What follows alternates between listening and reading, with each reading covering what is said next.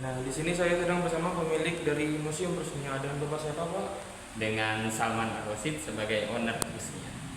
Nah, di sini saya ada pertanyaan nih, Pak. Uang yang ditinggalkan oleh kerajaan Hindu Buddha. Yang pertama, bagaimana peran mata uang dalam ekonomi kerajaan Hindu Buddha dan apa saja ciri khasnya? Oke, baik. Untuk mata uang Hindu Buddha itu bisa kita pilah dari setiap kerajaannya. Seperti contohnya kerajaan di masa Hindu Buddha itu dikenal dengan kerajaan Sriwijaya, kerajaan Hindu Buddha terbesar kala itu, yang memegang 5 wilayah atau 5 country atau negara.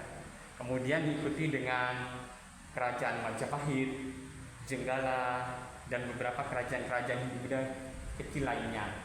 Nah, peran mata uang di kerajaan itu apa sih?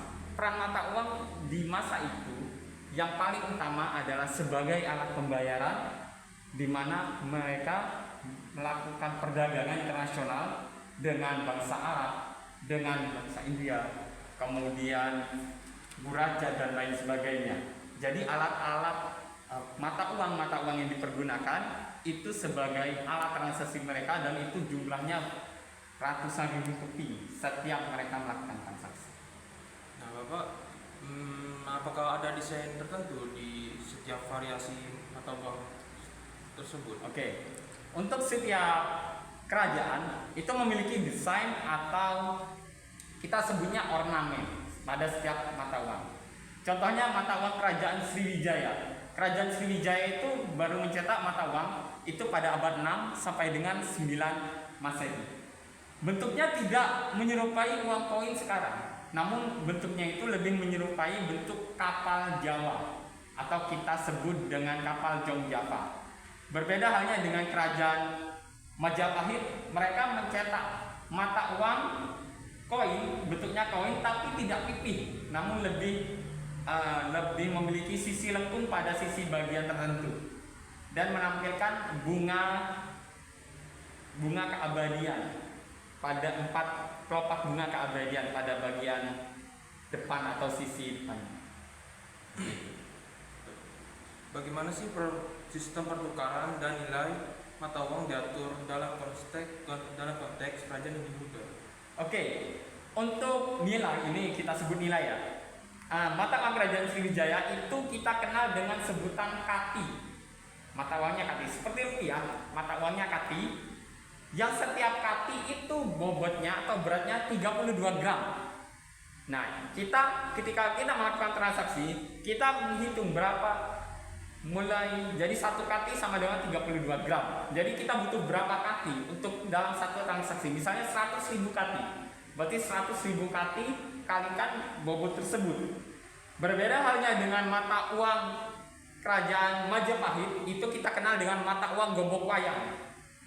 Itu besarnya seperti medal atau medali, yang setiap satu koin perak itu 400 gobok wayang, sedangkan satu koin emas itu butuh 4.000 gobok wayang.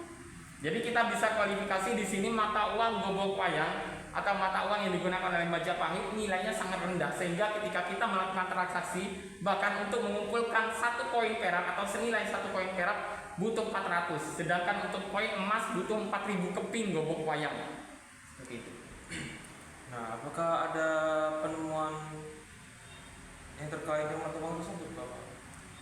Penemuan-penemuan yang terkait dengan mata uang tersebut begini. Penemuan mata uang yang tenggelam, salah satu contohnya mata uang kerajaan Sriwijaya Majapahit, itu biasanya kita temukan dalam satu gabak atau satu guci, yang setiap gucinya itu biasanya berisi sekitar 200 hingga 300 keping koin.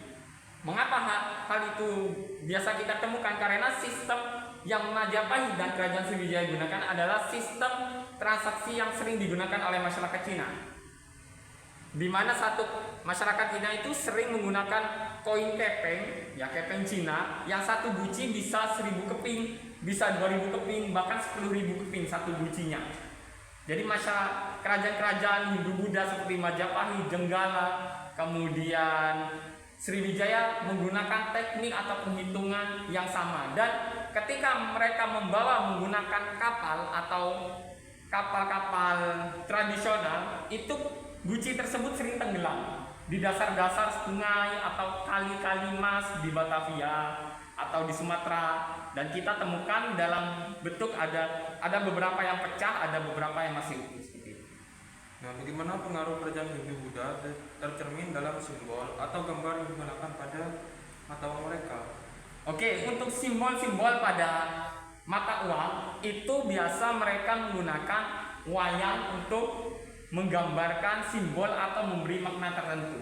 Ataupun mereka juga terkadang memberikan gambar-gambar tertentu yang memiliki simbol angka. Angka ini maksudnya gimana? Angka untuk mencerminkan tahun cetaknya. Jadi angka Jawa, tahun cetak Jawa, atau tahun cetak Saka. Yang lebih sering kita temukan itu Saka, dengan menggunakan bahasa Kawi juga terkadang.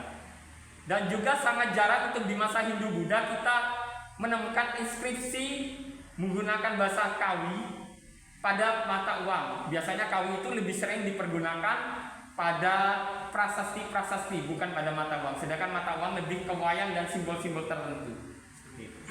Nah, apa sih kesan Bapak untuk anak muda yang masih belum memahami tentang mata uang sejarah di Indonesia?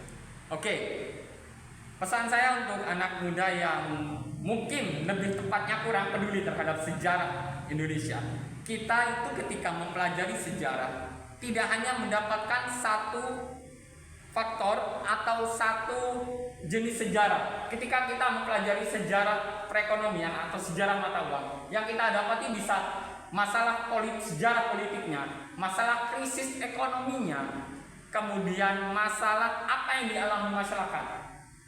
Selain itu juga kita bisa melihat ketika dari koin itu misalnya menggunakan perak, emas yang kadarnya sangat tinggi, berarti koin ini dipergunakan di masa jaya-jayanya kerajaan. Contohnya Sriwijaya, Majapahit, kemudian Jenggala itu menggunakan koin emas, bukan koin perak atau koin aluminium. Sedangkan masa krisis itu kita bisa lihat, mata uang ini dicetak menggunakan timah atau aloy. Aloy itu timah hitam atau timbal. Jadi kita bisa belajar berbagai macam aspek, tidak hal sejarah saja. Matematika, fisiologi, ekonomi, sosiologi, dan berbagai macam pelajaran lainnya seperti itu. Sejarah uang adalah sejarah suatu bangsa. Kita mempelajari sejarah bangsa melalui mata uang. Itu quotes yang selalu saya lontarkan. Baik, sekian dari pertanyaan saya. Makasih atas waktunya yang telah diberikan Bapak.